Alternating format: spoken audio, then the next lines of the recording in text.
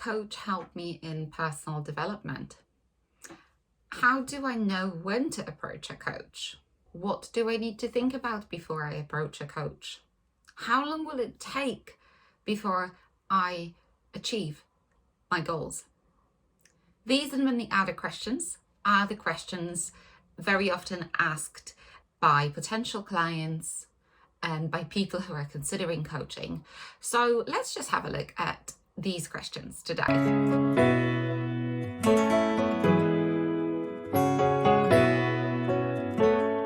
Welcome everyone. My name is Hanna Magdziarek and I'm a professional performance coach and an emotional intelligence trainer and facilitator. I develop people. I help people overcome their emotional barriers, including procrastination, prevent and overcome self-sabotage, as well as enhance emotional intelligence skills. So today I wanted to answer those more popular questions that coaches get asked. Where do I start if I don't even know what areas I need to develop? So ideally, you would arrange a chat with a coach. You would find a coach that you're interested in by most likely asking your contacts, Googling, perhaps there is someone already in your network. And you would probably want to check their credentials as well, because coaching is not a regulated industry. That means that practically anyone can call themselves a coach, and it is actually very common that people do without any formal qualifications and credentials. So if you look at the website or LinkedIn and you can't see any credentials, that's probably because they don't have them. It doesn't mean that they can't help you. They may be able to or may not. However, what happens when you actually get to work with a professional coach is that they work to a coaching code of ethics that is very clear about what they can, they should, and shouldn't be doing. So you protect yourself this way just in case. And also, qualified coaches, they would normally have had supervision. There is no other way than supervising someone to assess whether they are actually a good coach. So that's just another thing to look out for. So I would start my search from there.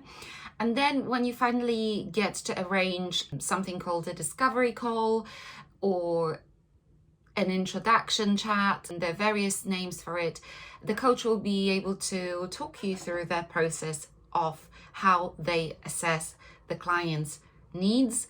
A lot of coaches do that as an extra free of charge service. Some do that during the first session. It really depends. They will be using most likely an assessment tool. You may have come across a Wheel of Life. There are also others that coaches use to be able to tell what areas may be the most important for you to focus on, because a lot of people don't actually know, or they think it's one area, but it very often comes out during the initial conversation that actually there are other things either being underneath what the client comes with, or basically they've just always focused on the same areas, forgetting completely or not noticing that there is something else there that they need to explore before they can make progress in that desired area. Very often people come for coaching as well because they feel stuck. So they don't come with a particular problem. They've not managed to identify what it is exactly that they're struggling with, but that word stuck or trapped are quite common. So how can a coach help me with my personal development? So during each session, you'll be able to work towards a particular goal, and the coach will be able to help you identify what goals are actually of the highest priority for you. As we know, one of the reasons we feel stuck is because we feel overwhelmed, and one of the reasons why we feel overwhelmed, it's because we don't have enough clarity. And when we don't have enough clarity, we don't have that focus. So how do you actually unpick it all? Well, the only way is through an analysis. And very often, until we say certain things out loud and someone asks thought-provoking questions, it's very difficult to unpick all those challenges. Another important thing is that what that coach will help you with is accountability. So we know that goals need to be smart, so every goal needs a deadline. Very often people don't have a deadline for a goal because they don't have to have it, especially in the personal life. But a goal without a deadline is not a goal. That really accelerates progress. Just because we don't have to have a deadline, it doesn't mean that we don't decide on a deadline. Another way a coach can help is create a safe space. You would be shocked how many people actually come because they don't have that in their life. They have a partner or they've got friends, but it's not always things that they feel comfortable discussing in those circles. They don't want to overwhelm their partner. Perhaps they're worried that the partner is not objective enough, or maybe their way of looking at things is slightly different. They've got a different style. So they just want to speak to someone who is entirely objective and doesn't judge. So that safe space, that trusting space, that is something that you definitely get out of coaching that helps your development. And yes, as mentioned, those thought-provoking, not random questions, they are able to get so much out of a person that it's actually very powerful, and sometimes that happens very quickly. I've had clients who have had an aha moment in the first session. For some, it never really happens 100%, but instead there is this incremental change where they change their way of thinking about certain challenges, and that lets them respond differently, and then that creates change, that compound change over a longer period of time. So it works very differently for everyone, which takes us to the next question. How long can I actually expect to have to wait for a result? How long will it take? Well, it's so personal. It really depends on how much you apply yourself to those actions that you always come away with from every session. It's not a coaching session if there aren't any.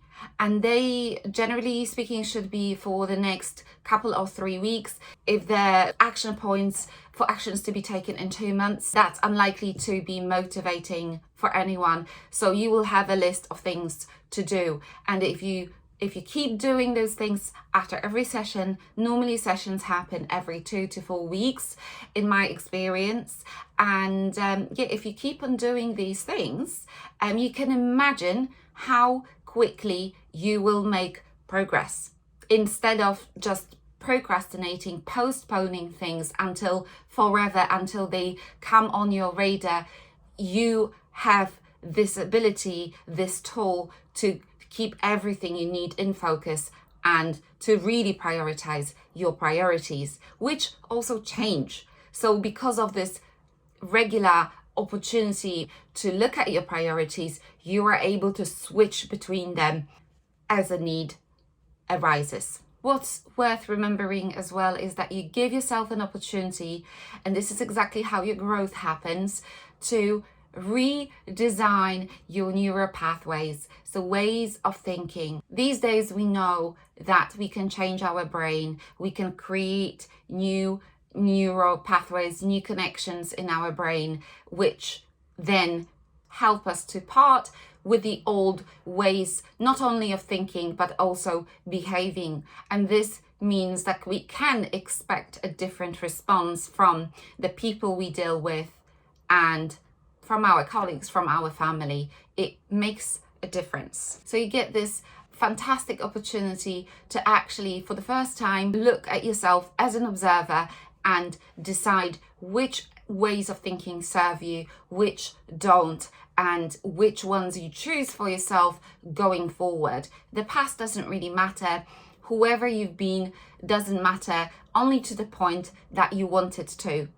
So you preserve, you keep the bits of yourself that you want to keep, but you are able to say goodbye to the ones that you don't want any longer in your life. but you undergo a process where you are able to actually identify who you want to be, what you want to have, and what you want to do going forward. It's very difficult, if not impossible, for a lot of people to do that in their own head and by themselves. It's very difficult to have this level of self-awareness unless you work with it every single day, to be able to identify and rework through all these challenges by yourself. Normally, we are our own biggest obstacle. So by working with a coach, you can break it all down. What has made you stuck? What beliefs have you been holding on to that have prevented you from making that progress? Everybody who comes to a coach wants to make progress in their life. It's important to know that coaching is not therapy. So as supportive as it is, it helps you actually realize your strengths as well, and it helps you discover various strategies and tools. At the same time, it is a challenging process. There are different coaches for different people, which is worth keeping in mind, but by itself, the process of coaching is mainly to challenge and to help change rather than to heal. However, I've observed that combining therapy and coaching in some cases can bring fantastic results. If you'd like to find out more about coaching, what coaching can do for you, what kind of strategies are used by coaches, please let me know in the comments below. And if you've enjoyed the video, sign up to my YouTube channel, Kaizen Coaching Limited. Thank you for watching.